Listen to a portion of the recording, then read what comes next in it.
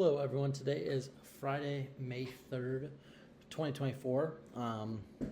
Today we're going to talk about, did each party get the correct candidate for the presidency this year?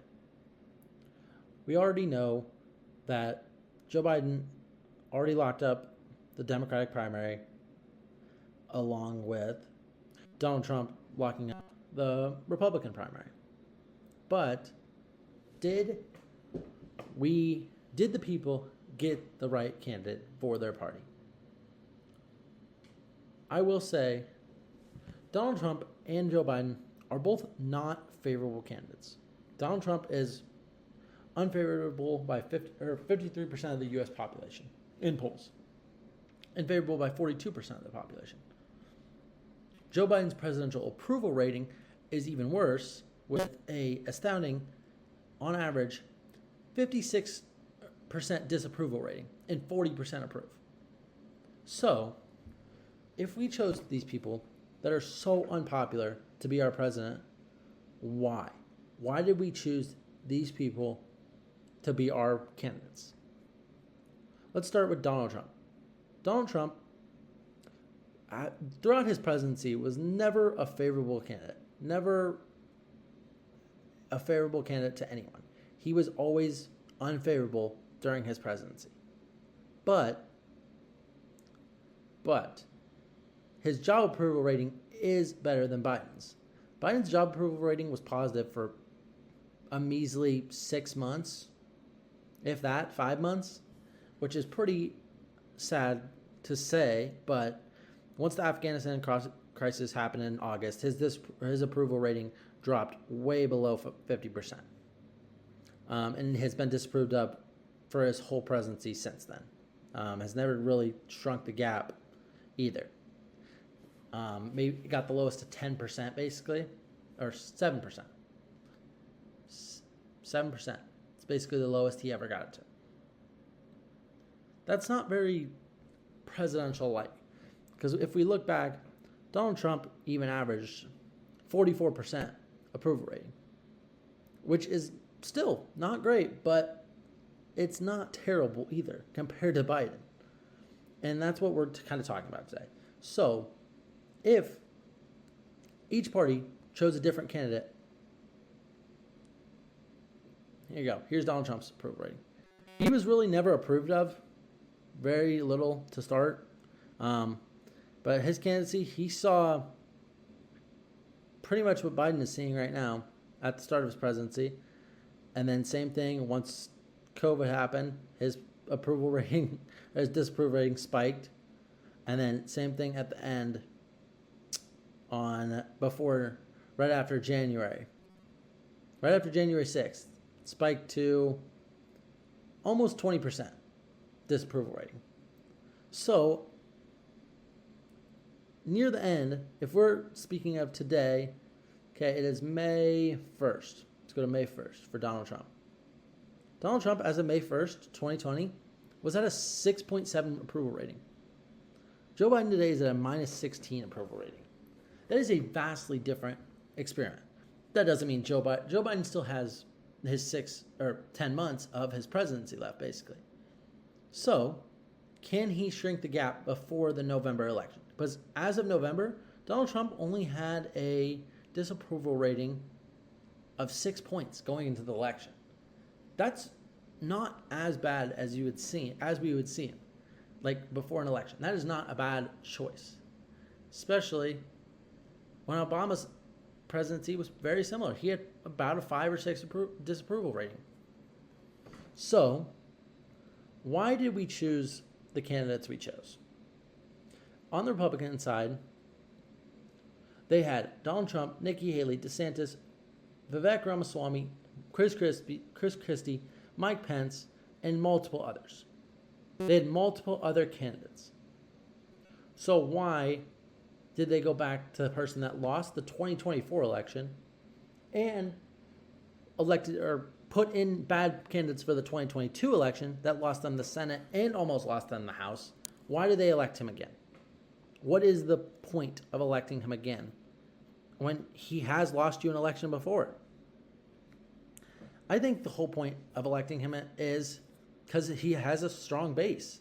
His base is so solid to him. No matter his policies, no matter what he says, no matter what he does, his base is going to be solid and locked down for him, which is a really good thing, which is a really good prop to have going into an election. Like, only losing one state, and it was Vermont, which is a very safe Democratic state in the 2024 election, and D.C. Those two states. Those two, well, D.C. is a district technically, but those two areas in the state, only losing those two, that's saying something. It's saying no matter, the Republicans are still on his side. Even though Nikki Haley got 20% of the vote, 18% of the vote, 42% of the vote, 20% of the vote in Arizona, 33% of the vote in Colorado, 20% in Kansas, 25% in Michigan, 12% in Wisconsin, 16% in Pennsylvania, 35% in Virginia, 23% in North Carolina. Those are swing states. Georgia, 13%. Florida, 13%. Texas, 17%. That is hundreds of thousands of votes that are vital for Donald Trump beating Joe Biden in this upcoming election. Without Nikki Haley's supporters in Michigan, in Pennsylvania, in Ohio, in Virginia, in North Carolina, in Georgia, Arizona, Nevada, without Nikki Haley's supporters, Donald Trump will lose the election. So even though Nikki Haley got 96% of the delegates, she still broke off good amounts of the party from Donald Trump, a good 20%. 20% is a really good number to have. Donald Trump has to convince those 20% voters to vote for him. If he doesn't, and they vote third party or Democratic, that's a big loss for Donald Trump's base, or for Joe Biden, or for Donald Trump's base. His 80% or 75% of the party that sticks with him is really good. In Wisconsin, in Michigan, the 70% that votes with him, but the other 25% that doesn't, the 300,000 votes in Michigan, and then the 33,000 uncommitted because they don't like either candidate, that's a tough thing to turn over. You need that support going into the 2024 election. But the same thing could be said on the Democratic side. The Democratic side, Joe Biden, if this loads, sorry, I'm waiting. If this loads, I know Michigan, for example, Michigan, 13% were uncommitted and 5 went to other candidates. That's 15% of the base, or 17% of the base that was uncommitted and did not vote for Joe Biden, who was already the Democrat incumbent. Why is this? Why are these candidates getting votes taken away from? Same thing, right in. 10% of Pennsylvania did not go to Joe Biden.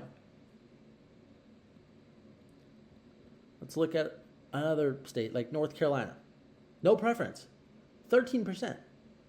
Why are these parts only Georgia, only 4%. So that means I'm guessing they couldn't write. There was no uncommitted or non-affiliate campaign there. That would be my guess. Florida. Let's look at Florida, please. Oh, it hasn't happened. Never mind. Hasn't happened yet. Sorry about that. Okay. Texas. I want to see Texas. Just same with this. 6% of the base is gone. Lost in Texas. Arizona is probably the biggest one I want to see. Arizona, only 5%. But, again, he only got 375,000 votes. That's not going to win you anything in the 2020 election. So, what I'm saying is, why do we choose candidates when we have other options? I understand Donald Trump's base is very supportive of him and of his agenda. Donald Trump has probably the most loyal supporters out of any politician I've ever seen in my lifetime. And it's crazy. But you know what? That can win you elections. Having ongoing support, constant support, can win you elections. But what about all these other rising stars in the Democratic and Republican Party?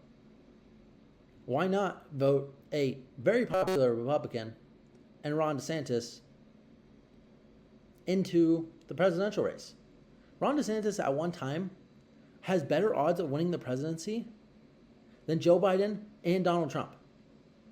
He was at a 35% rate to win the presidency. So what happened? Why did his 35% go from 35% to losing to Joe Biden and then losing to Donald Trump only a mere month later? Like, what happened? What was the fall off? Ron DeSantis was a very popular governor in the state of Florida.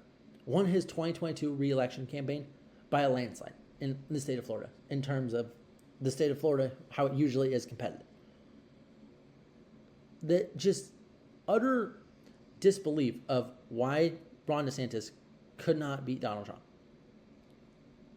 Ron DeSantis is more favorable and more popular than Donald Trump. But the base of Donald Trump is the same base that voted for DeSantis in Florida. Kind of want to see those results in Florida. I know DeSantis isn't there. Yeah, DeSantis only got 3% of the vote. Okay, but this was after he already dropped out. Same with Nikki Haley. So it makes sense that he didn't get many votes. But still, I feel like in terms of what he should get, DeSantis was only getting like 1, 2, 3% vote at max, and in every place, 4% some. Not even 5%, because he was already dropped out and already endorsed Joe Biden already endorsed Donald Trump. So why would you vote for him? But still, on both sides, Joe Biden is a worse candidate, not even a good candidate for the Democrats. He is at best, a moderate Democrat that is way too old and struggles with a lot of his own speeches. Okay? Has a lot of problems when he is talking. And I understand he has a speech impediment or whatever, but he's just old and he sometimes appears lost. So I understand what the concern is for him being president. The age, all the problems coming with his age. His health, maybe having a vice president become a president because of old age and dying. His cognitive health, yes. But the same thing can be said about Donald Trump. They're 3 years apart. And just like Joe Biden, Donald Trump says some wild things, and the far left media does catch them, but same thing with the far right when Joe Biden talks. So it's just a back and forth argument. So why are we choosing candidates that are not the best candidates that we could probably choose? Like, they're both non-favorable candidates. DeSantis is way more popular than Joe Biden. I can't say Nikki Haley is more popular than Joe Biden because I don't think she would do better. I think she'd get erased in a 2024 election. But if we're looking ahead, if Donald Trump wins, he can't run for a third term. Correct? He can't run for a third term. So what does that leave us? That leaves us with a Republican Party that had the same person run for 3 terms in a row. Okay? That leaves us with the Democratic Party that had the same person run 2 terms in a row, won one, lost one. And he's not running again because he's going to be 85 by that time. So, what does that leave us? Why is 2024? Why did we not look elsewhere to a newer candidate, to a younger candidate on either side? Why was Nikki Haley so hated by the Republican Party? She's been nothing but loyal to the Republican Party. Why was it that she was not into the mix? Why did she not take from the base of Donald Trump? And maybe it's just the loyalty to Donald Trump. I don't know. But if we think about it, the Republican side, the next couple years, it is going to be a Ron DeSantis, Nikki Haley are going to be the opposites of the party. And then people like J.D. Vance, Byron Donalds, Katie Britt, Elise Stefanik, Sarah Huckabee Sanders, like Greg Abbott. Those people are all going to be on the one side. And Nikki Haley's going to be in the moderate middle for presidency. I bet Nikki Haley runs again next for 2028 because she knows Donald Trump's not there. She can eat away at some of those people's base. And if she gets 20% with a field of 8 people, same thing that happened to Donald Trump in 2016. He carved away at the 30% of his base and won. So why are we not giving them the option? I know Donald Trump has easily won the election. The votes speak for themselves. But looking ahead, you got to give one of these candidates an option of what you think. Same thing on the Democratic side. The Democratic side is really Kamala Harris, Gavin Newsom, and then maybe Roy Cooper from North Carolina. Those would be my next top 3 candidates to run. Probably, and maybe Pete Buttigieg, and Gretchen Whitmer. Gretchen Whitmer. There we go. Those would be my top 3 that are going to run. Gavin Newsom, Kamala Harris, Gretchen Whitmer, and then Roy Cooper. Those are going to be the top 4 people, I think, in the Democratic Party in the next 4 years. What I think is going to happen is Gavin Newsom will be the 2028 candidate. But why not turn it over to him now? He's a young politician.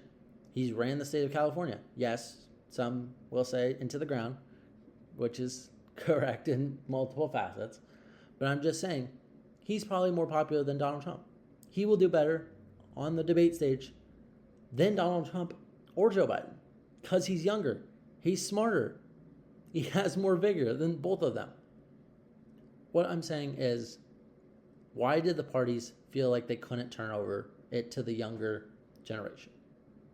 And I don't know if it's age. I don't know if it's just the base, the moderate base, because Donald Trump destroyed the moderate base. He is not the moderate base in his party. He is the MAGA in his party. On the Democratic side, though, Joe Biden is all moderate. The progressive side of the party is not his wing. So if he loses that side to a third party, say a Kennedy, say a Stein, say a Green, something other than him that are more pro-progressive policies, that's going to hurt him. Same thing with Donald Trump, though. Some of those moderate people that Nikki Haley got, what if they go to the Democratic side? That is going to hurt him. Or what if they go to Kennedy and go in the middle and split the election? Those are all things that can hurt him. So why? Why did we choose 2 very unpopular candidates for president? Again, the votes speak for themselves on both sides. But obviously, not many people are excited for this election. A lot of people did not want to see this election between Donald Trump and Joe Biden. It's just a fact. Not many people wanted to see this election for many reasons. They're just unpopular. They are old. They are out of touch with most of the people's views from the world that we live in today. They are not the best candidates, I feel like, in both of my eyes. I know for a fact, Joe Biden, if Joe Biden was going against anyone else in the Republican field, he would have lost. And I don't know about the Donald Trump. It's only a 1-point margin. If it was DeSantis right now, it'd be a 10, 20-point margin for DeSantis. And you know what? Joe Biden would have dropped out because he would not have wanted to get embarrassed that bad. And you know what would have came in? Kamala Harris, Gavin Newsom, Gretchen Whitmer, people like that would have came in and ran the party. So what I'm saying is, if the base went away from either of these candidates and had to elect someone else, I know on the Democratic side, none of those people ran. At least on the Republican side, Donald Trump got a challenge. Nikki Haley stayed in the race as long as she could, and she carved away 20% of the electorate away from Donald Trump. Will they go back to him? I don't know. That still has not been seen. But what I'm saying is the election needs to be, no one's excited. No one's happy about the candidates, I feel, unless, like, again, you're very loyal to Donald Trump or very loyal to Joe Biden. You're happy that you got it, the rematch. Problem is, this race could be a way better race, more enthusiasm, more vigor to go out and vote. But I think the enthusiasm is going to be extremely far down compared to what it was in 2020, especially with third-party candidates playing spoiler, everything like that. Then the parties are becoming so polar opposites that middle independent vote is just so hard to choose what side you want to be on. Because I know, at least at 2022, the Republicans were leading the whole time, and independents definitely saved the Democrats. Without the independent support, Democrats were never going to win any of those elections. But the same thing can be said about 2024. If the independents sway back over to Donald Trump's side, Joe Biden doesn't stand a chance in the election. So what is going to happen? And that is the video for today. Let me know about any comments you have in the bottom. I know I've been replying to some about the odds, and yes, I agree. I do have to update some of my the lean, likely, and safe margins. So I will do that for my next prediction video, which it will be every month or every couple weeks, maybe, depending on stuff happening. But my next election video will probably be talking about Robert Kennedy and his impact on the race.